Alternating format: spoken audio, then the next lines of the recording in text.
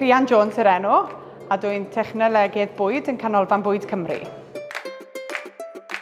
Nes i gradd mewn arlwyo bwyd, achos pan o'n i yn dysgu ynglyn â pwy cwrsiau oedd i gael a pethau, pan oedd da fi diddordeb i wneud bwyd, yr unig beth oedd pawb yn gweud oedd arlwyo bwyd. Oedd neb yn sôn am bod yna ffordd o mynd i fod yn technolegydd bwyd na dim byd, so es i fyna, a wedyn nes i ffeindio'r swydd hyn a fi wedi gweithio'n ffordd lan.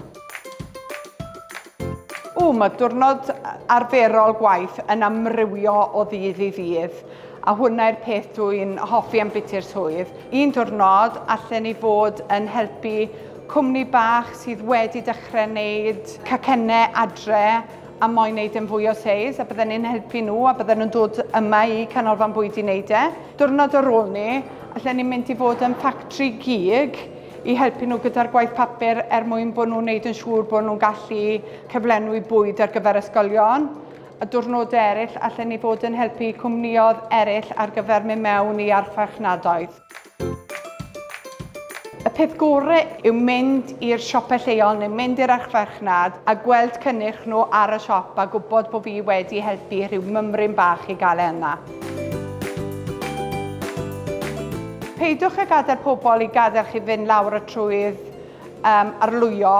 Mae yna gwahanol swyddi. Os ych chi'n mynd mewn am technolegydd bwyd, mae cwrsiau i gael yna nawr. A os ych chi'n hoffi tynnu lluniau bwyd, mae hwnna'n gyrfa. Os ych chi'n hoffi gwybod y gyfraith i ole, mae hwnna'n wneud â bwyd. Mae bron o fod popeth i chi'n wneud o ddydd i ddydd yn amrywio gyda'r bwydydd.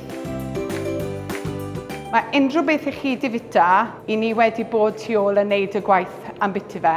Naill ai bita siocled, mae rhywun wedi bod yn meddwl am biti'r gwahanol flasau sy'n mewn iddo fe. Os ych chi wedi cael brecwast bore yma, mae lot o waith wedi mynd mewn i gael gweld beth yw faint mor hir mae hwnna'n gallu fod ar y shelf. So ta beth chi'n rhoi yn eich ceg chi, mae rhywun fel ni wedi bod yn helpu chi i wneud e. Yn hoff fwyd i yw pethau fel salami a pethau, achos dwi'n gwybod faint o waith sydd yn mynd tu ôl mwyn wneud yn siŵr bod y cynnyrch yna ar y shelf.